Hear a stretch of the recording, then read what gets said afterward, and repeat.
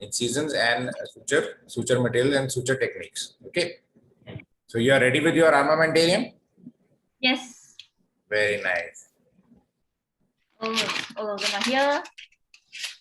Great. We'll need very minimal armamentarium. Don't worry. Okay. Okay. So I'll just first we'll just start with.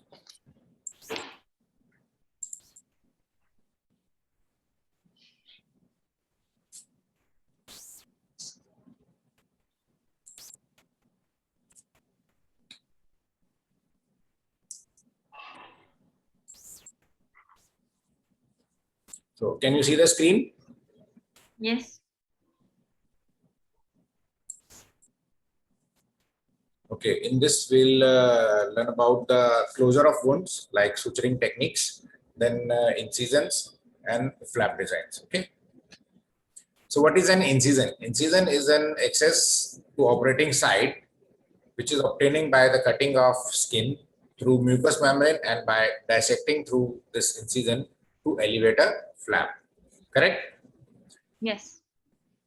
So it should be we make the incision. Only we don't take the incision, we make the incision. So the incision should be made by best possible approach, and we have to consider the site, size, and form, least dangers to the important structures.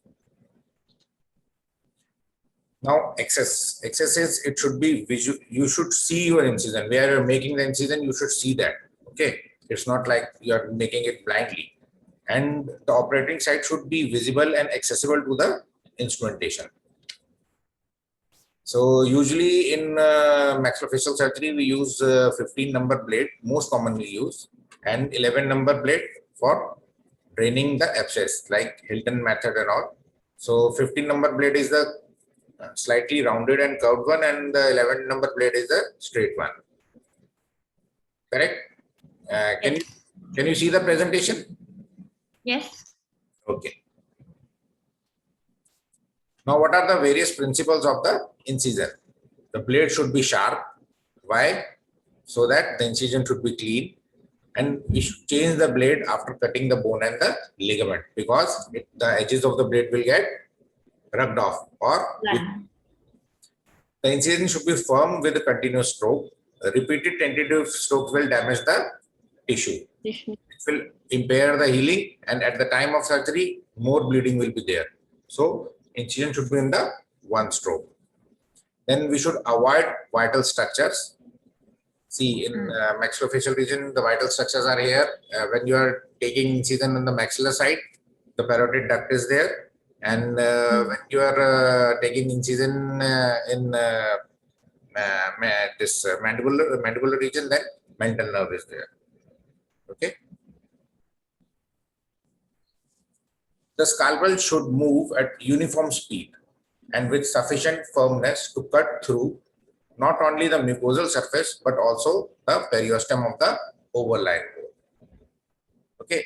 The blade should be perpendicular to the surface to avoid chamfering the edges.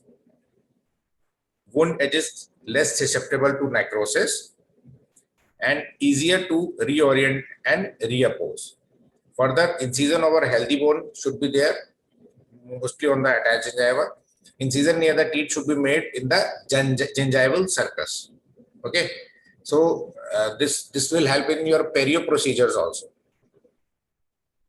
Okay. Yes.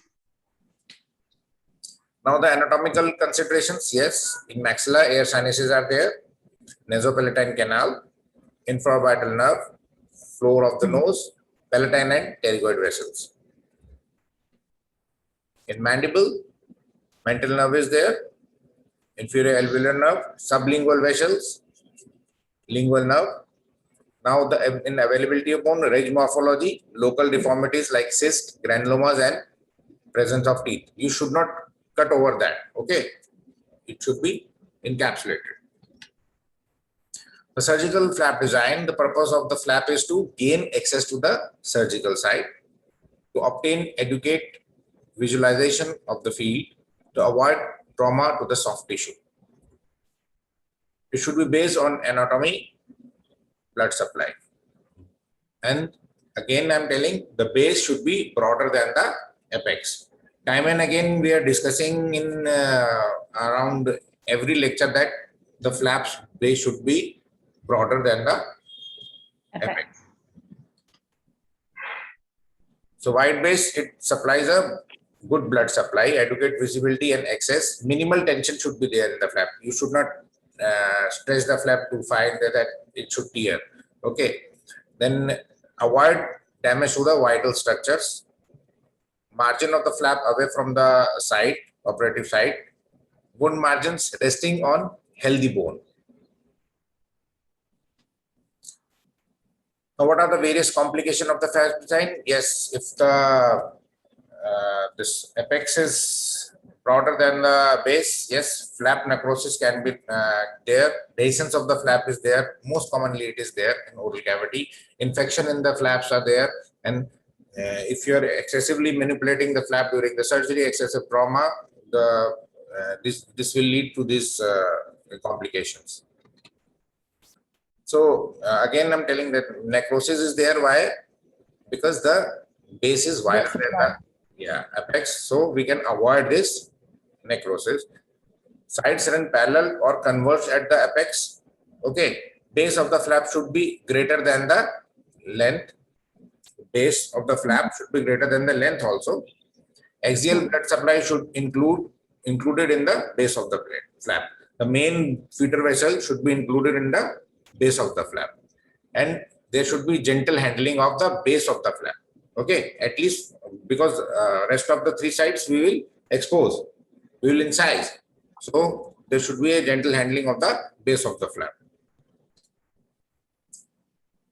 To avoid this, approximate edges on the healthy bone to avoid dehiscence. If the suture line, if your suture line is not on the healthy bone, the flap is tend to get dehiscence. Okay, the healthy edges should be there. Healthy edges should be on the healthy bone, and do not close any flap under tension.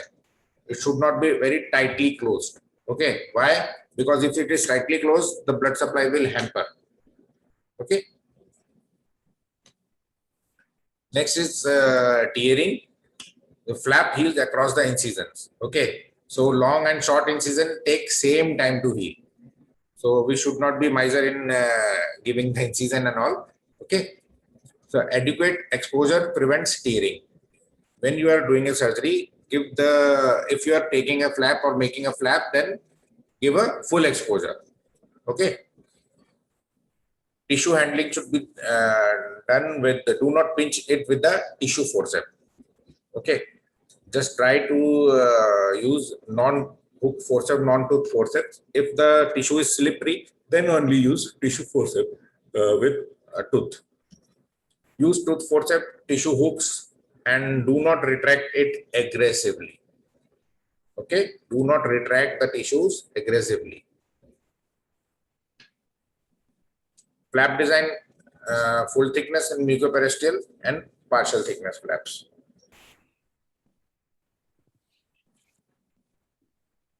Now, in crestal region over the edentulous ridge, envelope two-sided, easy to suture, and can be extended. So, what are the advantages of envelope flap? It is a two-sided flap like envelope. It is easy to suture and can be extended also by giving extension arms. Then there are triangular, trapezoidal, rhomboidal flaps, which are three-side flaps. They can increase the degree of the surgical access. Okay. See, can you see these flaps? First is the envelope flap. Okay, without any extension. Second is the flap is broader at the base, and you can see the two arm extensions here. And third is only single arm extension. Okay. Now, these are all trapezoidal flaps. Trapezoidal means four-sided flaps. Those three sides are open and fourth is the base. So this is for the third molar surgery. Okay. This B1 is for more access. We are involving mesial of 7 also. And sometimes measure of 7 along with the half of 6. 6 is first molar. The lower one, these are all triangulars.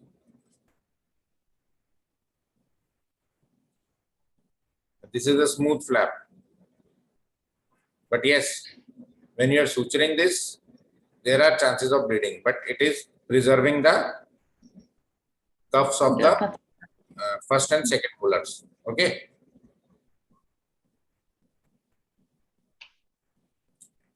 Am I clear? Yes.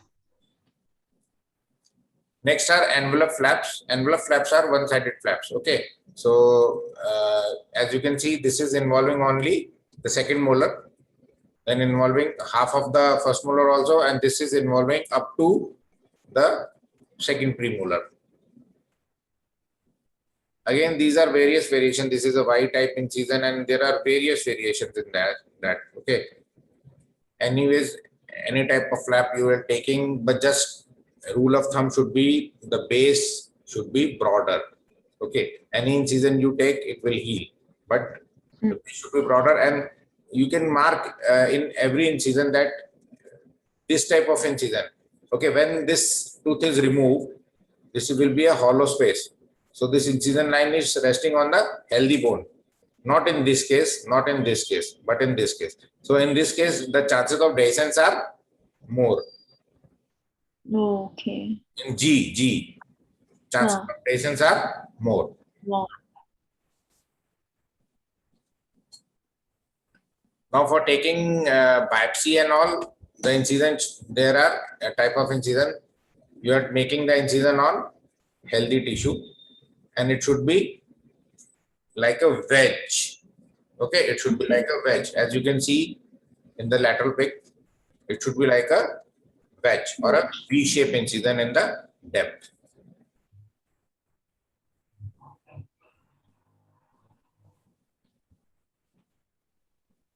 Now, for flap elevations, the instruments used are Howard periosteal elevator, Ash malt elevators, and Warwick James, and or with a dry sterile swab, you can also raise the flap.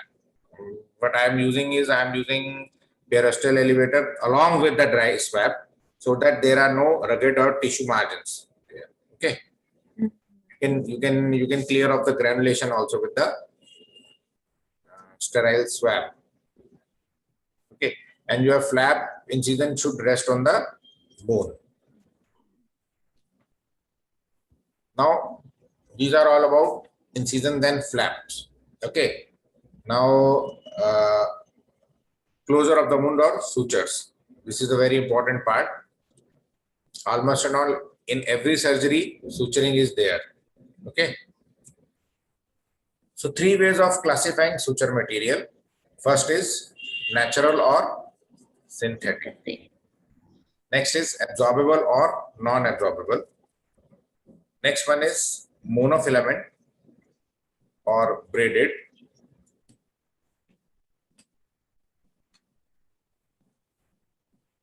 Now, can you see? Silk and catgut. The silk is the braided one with multi-filaments. Okay, compared to catgut. In synthetic polypropylene, it is a monofilament, and polyester is the multi-filament. Okay. Now you can see there are multi-filaments have maximum of these filaments, and monofilament is a single one. So these are examples of multi-filament like Vicryl and Dexon, and in monofilament, Maxon and PDS.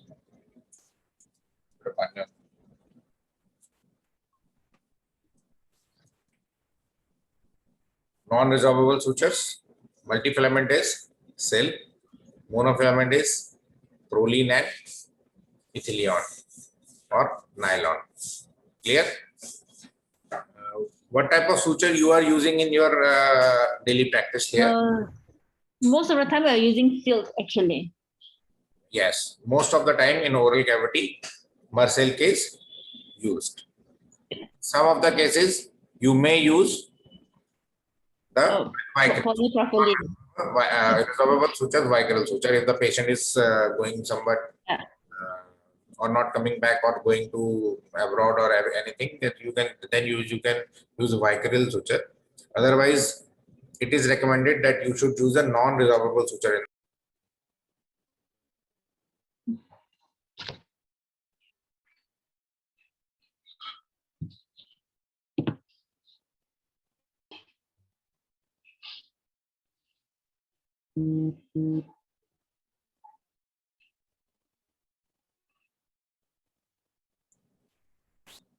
Okay.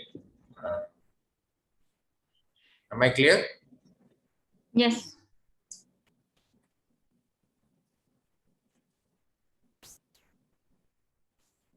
For example of absorbable sutures are catgut, polyglycolic acids.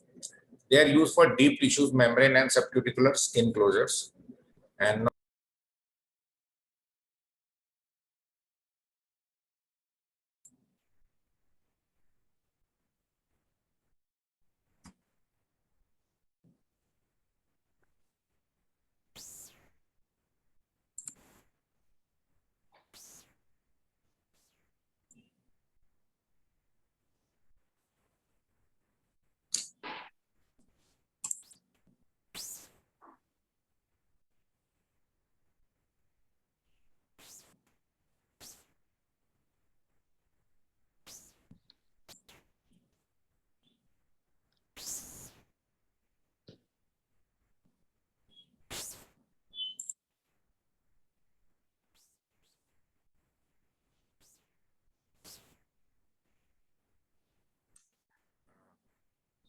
hello.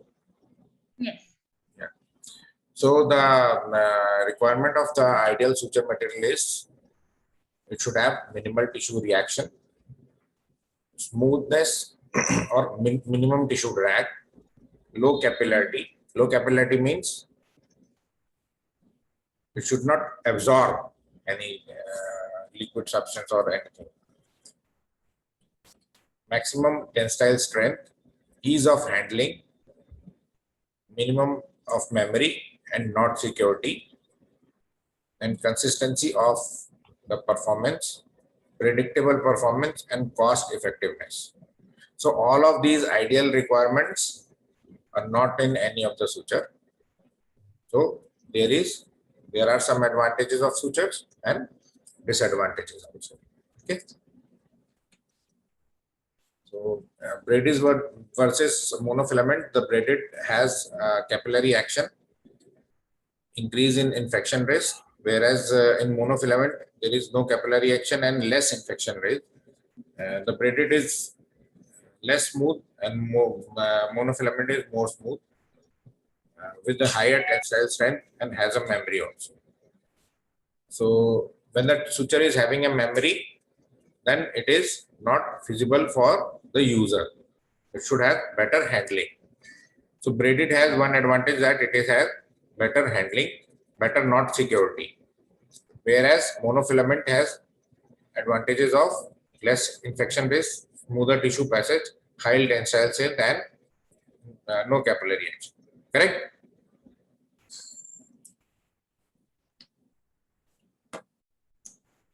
Now the absorbable suture, these are absorbed within the living tissue. The two main characteristics are tensile strength, retention, and absorption rate. Characteristics of non-absorbable sutures are permanent, only used when long-term support is required, removed when use for the skin, tissue reaction generally low. However, skin, linen, and even nylon will lose tensile strength over a period of time. Two non-absorbable suture include polyester, polythene, polyblaster, and polypropylene and steel. So these are the various suture site. As the number will increase, the diameter of the suture will decrease. Okay. Now these are the various sutures. This is vicryl. and catgut, Dexon. These are all absorbable sutures. But silk and proline are non-absorbable sutures.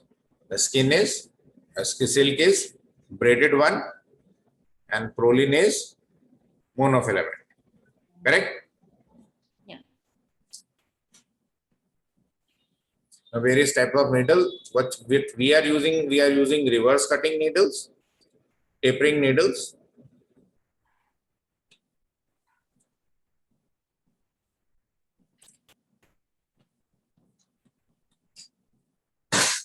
Mostly taper needles we are using, taper cutting needles we are using.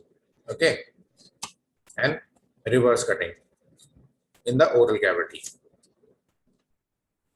We are not using premium point spatula needles and Dermax needles because these are used in opthal surgeries and very minimal cosmetic surgeries. So needle curvature, what type of needle you are using today? This one is extra in my clinic. It's half, but normally we use 3/8 circle. 3/8. Okay. So in oral cavity, mostly we are using 3/8.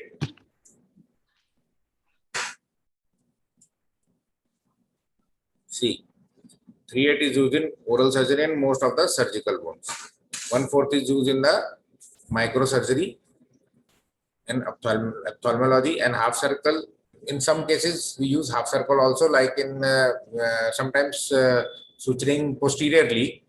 Okay, where excess is when you have to complete it in one bite. Okay, then half circle is useful in those cases also. Most of the time, 3/8 is a wonderful needle. So this is the point where here we have to insert, and this is the holding point or swag end. So which type of needle holder you are using? Mayo needle? I have this one too, and I have Mayo too. Okay. So you are comfortable with Mayo?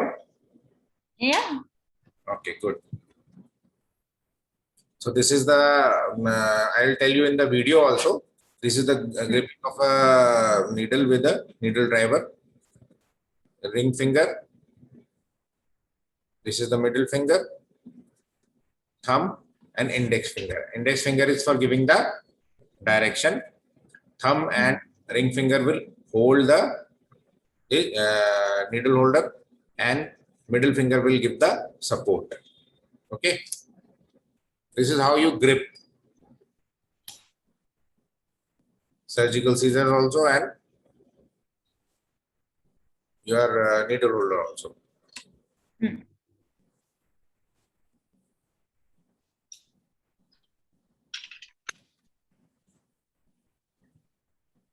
So closure technique is you should always go from the movable side to the fixed side. Movable side to the fixed side. So insert the needle unequal depth, and then overlapping of the margin will result a ugly scar. Okay. So do not overlap the margins. Do not overlap the margins. It should be equidistant. It should be equidistant. Okay. From where you are inserting and where the needle is from coming out, these points should be equidistant from the incision. Whenever there is one incision and you have to close the incision with simple interrupted sutures, okay, the rule of 50 is there. What is the rule of 50? You divide the incision in half first. So the first suture you will give in the middle of the, see, if this is the incision, the first incision should be given in the middle. Okay. Then there are two incisions, two halves are there. Okay, again divide them. Are you getting me? Yes. Again divide them and keep on dividing until the gap is less.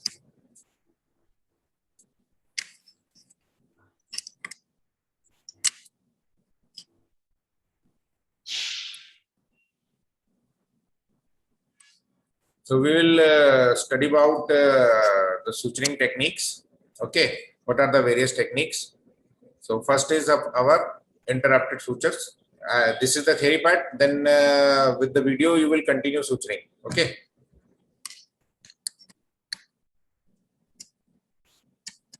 So these are the most widely used sutures. The easy, fast, reliable, less surface contact and susceptible to, but these are susceptible to laceration. Mattress sutures. These are horizontal sutures, vertical, buried. Mostly we use horizontal in oral cavity, not vertical sutures. Okay, not vertical mattress. It will support your flap displacement also and bring the surface wound together. Contact between wider areas leads to better contact between wound margins and better healing. And they are somewhat the vertical mattress, they are difficult to remove also, and they may leave gap between the flaps coronally. Continuous suture, when you are suturing a long line, okay, then logical projection of the interrupted suture, basically it is linked, they are connecting. Okay, you do not have to complete one suture and give the knots. You will give knot at the end.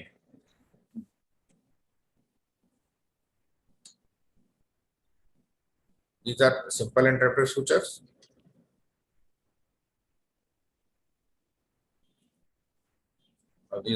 This is horizontal, the cuticular, and this is continuous. So needle is passed through a flap from outside to inwards. Okay. Then second flap is taken. Bite should be equal. Two lobes in clockwise direction. Okay. Then one loop anti-clockwise and another third one is clockwise. Clockwise, anti-clockwise, and again clockwise. This is the method of continuous suture. I'll tell you in the video also. Start suturing with the videos. Okay. I will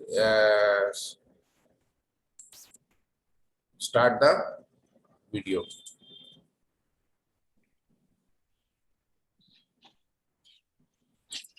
Okay, you are ready? Yeah.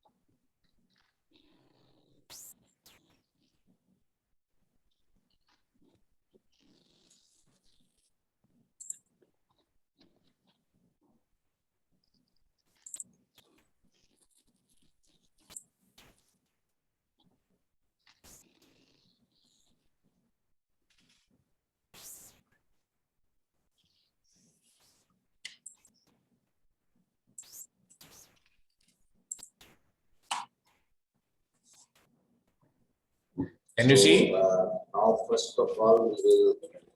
No. No. Okay.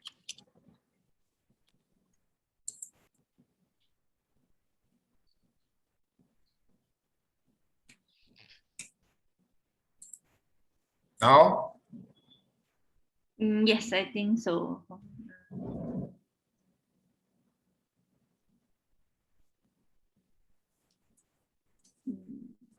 Is it playing, Doctor? oh, wait.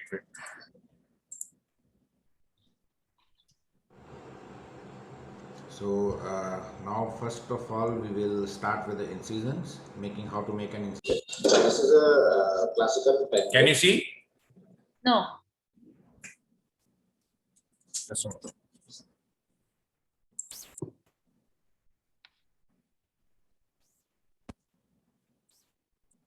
Now can you see? Yes. Yes. Yes. It is audible? So, Yes. Yes. first of all, we will start with the incisions, making how to make an incision. This is a classical pen grip.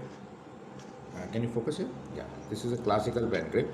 Okay, so we'll make small incisions here and then suture it back. Okay, so this is comparatively a smooth surface. We'll make the incisions here.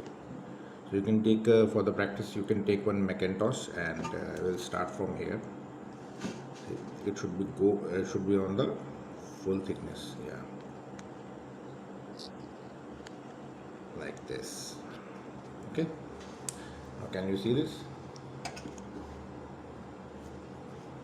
This is the nick of the First for the incision. Now you can give more strokes to deepen it out, but make sure that the stroke lies on the previous incision. Okay. We check out for the grip. Correct? Yes.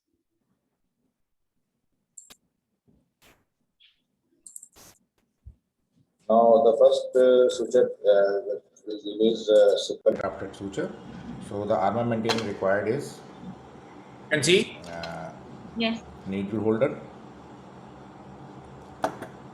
scissors, tissue holding forceps, and of course suture material. Okay. Audible? Yes. Now this is the classical needle holding holder grip. See, this is your ring finger, this is your middle finger, and this is your index finger, and this is the thumb. Okay, so your ring finger and your thumb will go into the holding centers. Then you will place or stabilize it with your middle finger, and this index finger, this will give the direction. Okay, this will give the direction. So, and part of needle holder is, this is a lock. Okay, this is the lock and ratchet. So you will hold the needle on the at the bead point and lock it. Okay. Now the first suture is simple interrupted suture. So it's very simple. Just you have to go from one side to the other side like this. Can you see this?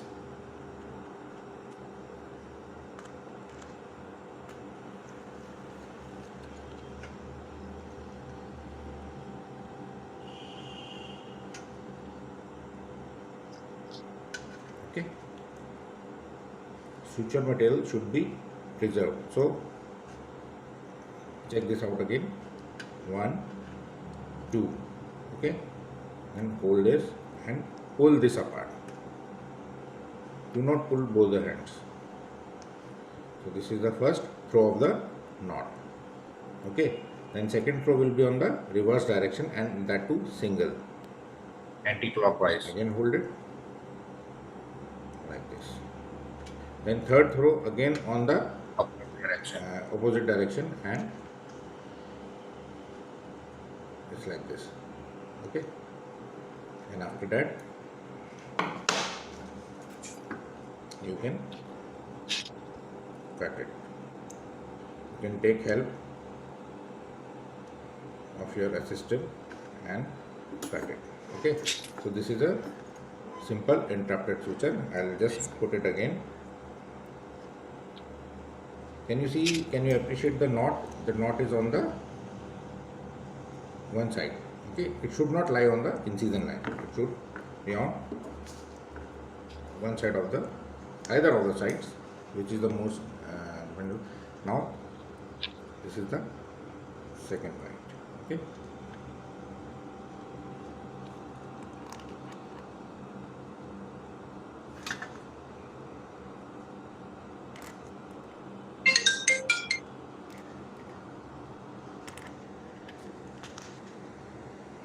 Now if your needle is bent, then the right place will be a different side.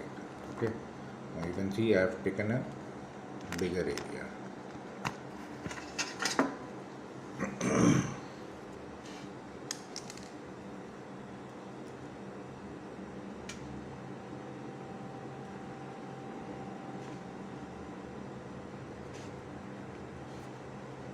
See again, 2 throws on the one side, throw like this,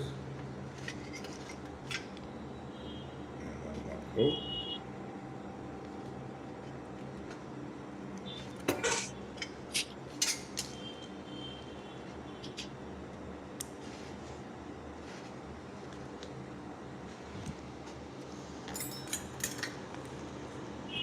Now these are the 2 sutures. Okay, you done with the suture, simple interrupted suture? Yes. Okay, now you will do practice of this suture, okay, on this entire one line, correct? Yeah. Now we'll go for the continuous one. Okay.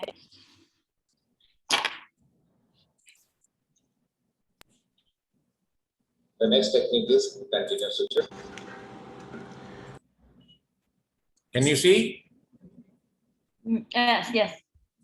So the first step is taking up the Is it audible? bite. Yes.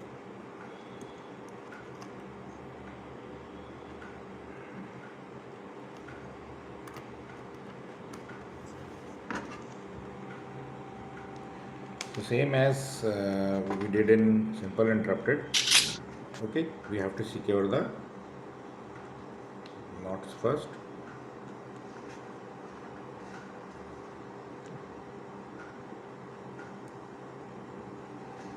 No, not first, but do not cut it. Okay, Okay, you don't have to cut this.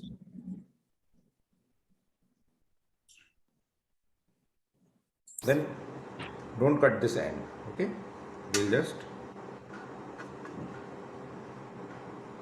keep on suturing the whole incision line like this.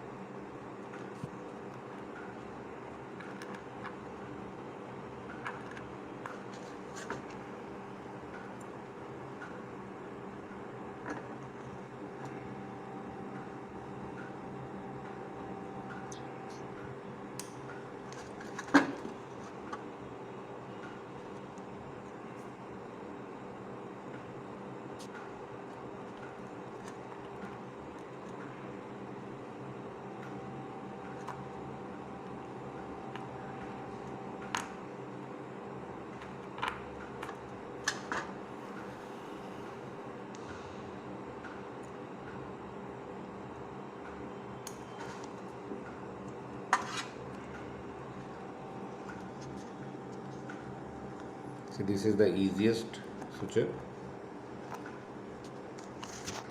The advantage is you will save time while you suture the whole line. Okay. And the disadvantage is if any of the suture material or in the line of suture material you got an infection, then it will spread to the whole suture line. This is the main disadvantage. That's why this technique is popular in doing surgeries in abdomen and all, but not in the maxillofacial region. But yes, sometimes when we have urgency and we have to save time, say anesthesia time is more and everything like this, then definitely we can go about with this technique. But not intraoral. Intraoral it is not feasible. Okay, now when you are at the end of your suture line, I'm sorry, like this, it is focused now. So now we will terminate here, and this will be the last suture. Now see, this is the very crucial step.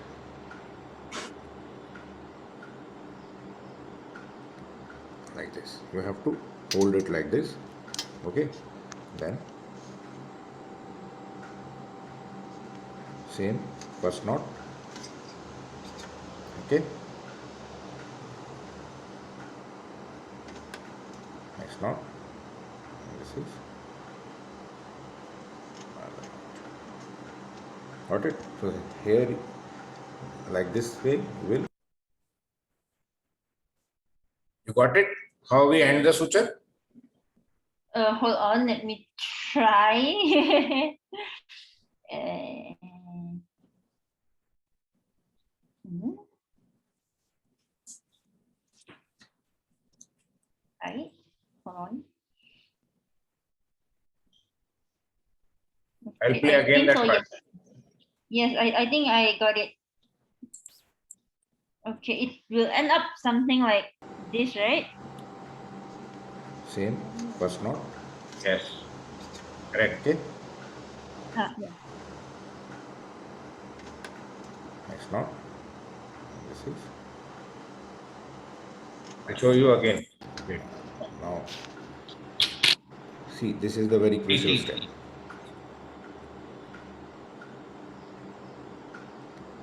Like this. You have to hold it like this. Okay. Then same first knot.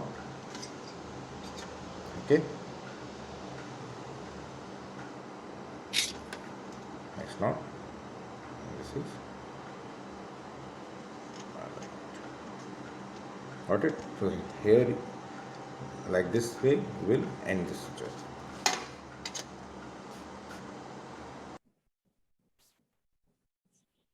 Now we'll go for the next suture.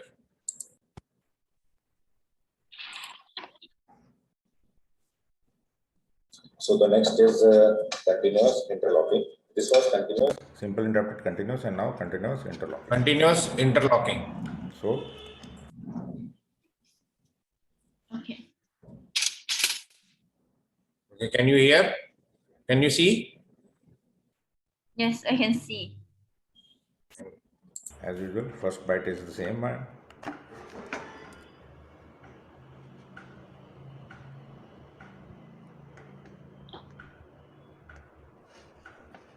Now this is continuous interlocking. Two throws on the same side. One is opposite, another one is same side. Okay.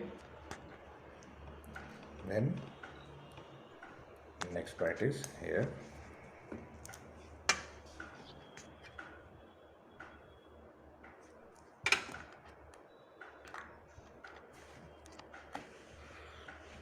Okay.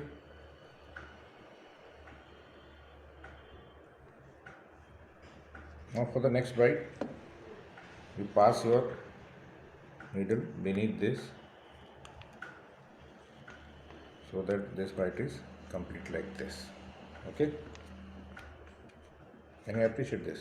Wait, I'll just remove this. I'll just remove this so that you can see it more clearly. Now you can see. I'll take another one. Wait. See, focus. Pause the video. Now I'm taking a bite Yeah. now, like this. See, check it out. Okay.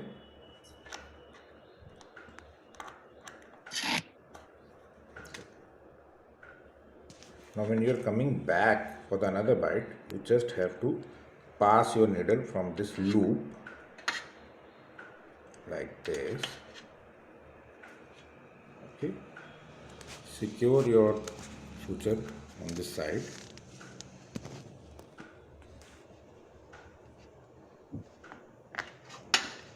Like this.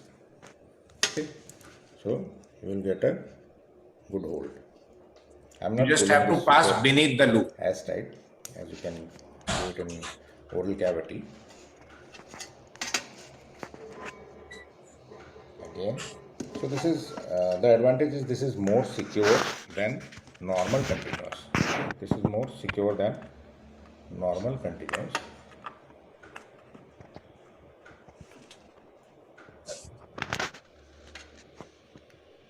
Again, from this loop, I have taken this. Can you see this? So this is continuous interlocking. Okay. Clear? So the next Yeah. is continuous interlocking. This was, I'll take another one. Wait. See, focus. Now I'm taking a bite now, like this. Okay.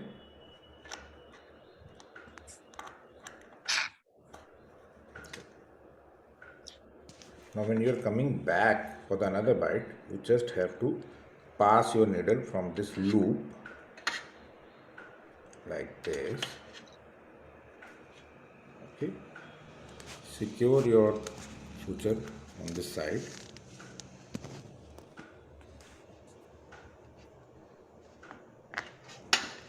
Like this. Okay. So you will get a good hold.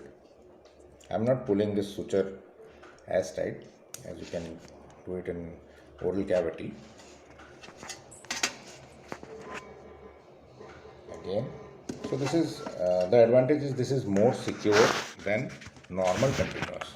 This is more secure than normal continuous.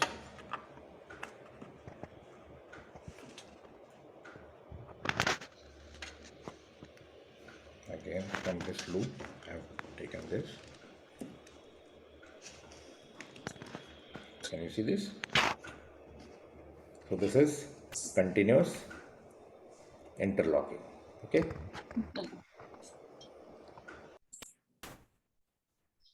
Now the next one is horizontal mattress.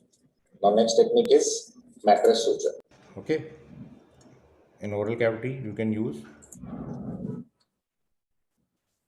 You done with interlocking? Yep. I'm securing it.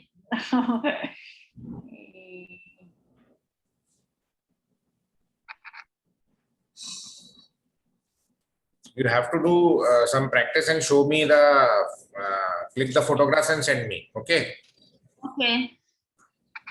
This is your one of the workshops. Okay. This Okay. will be assessed later on. Okay.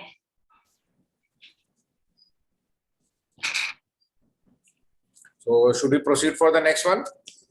Yes. Next Yes. one, horizontal mattress. This horizontal mattress technique. So it is very simple technique. First bite.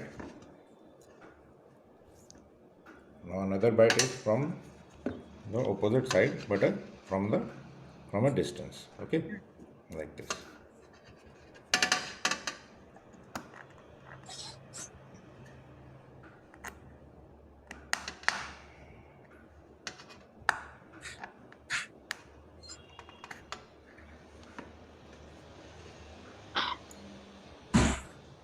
Again, same technique.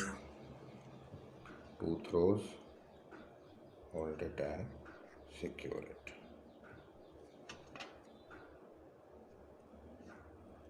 One from the opposite side, hold it and secure it. Throw, secure it. So this is horizontal mattress. So we'll cut this. Now you can observe this suture.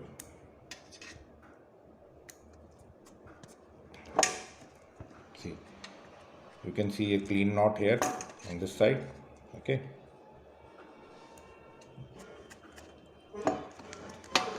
Now the suture is not passing over the suture line. It is beneath the suture line, like this and like this. So this is dot dot dot here Over the and again incision line. above the skin and dot dot dot here. The And incision now line. you can And on the finish it. sides of the incision line. Okay. Next is figure of 8. I just show you it is just like horizontal suture. Now the next technique is figure of 8. So see, this is how we are using a conservative means of suturing. The suture material is left and we are doing a figure of 8 technique.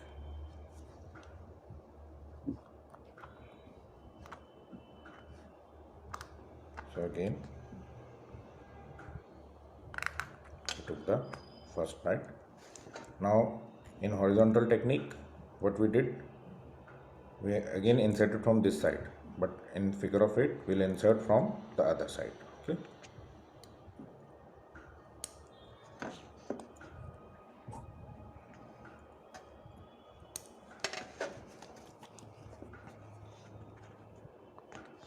Like here. See, this technique, figure of 8, is very useful for the extraction sockets which are not approximating. Okay.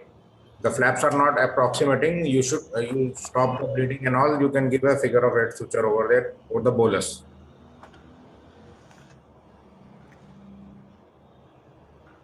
Okay. And now You will suture we this will and with the other. secure it. Okay.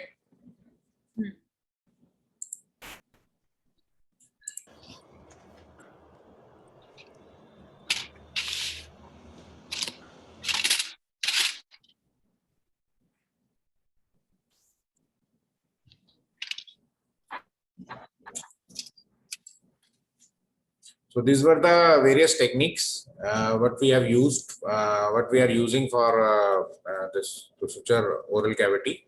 Okay, these are the various techniques what we are using for suturing. Okay, so you will practice these techniques. Okay, and with on your this sponge, make 5 different incisions and do the thing, do all these properly, and just click one photograph with your name. Okay. Okay. Okay. Then next next lecture we'll conduct on Wednesday, next Wednesday and Friday. Okay, not Monday and Wednesday, Wednesday and Friday.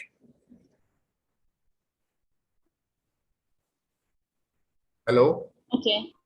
Okay, so we'll talk on phone then. Okay, done for today. Okay. Thank you, Doctor. Yeah, bye bye. All right. Thank you. Bye. Thank you.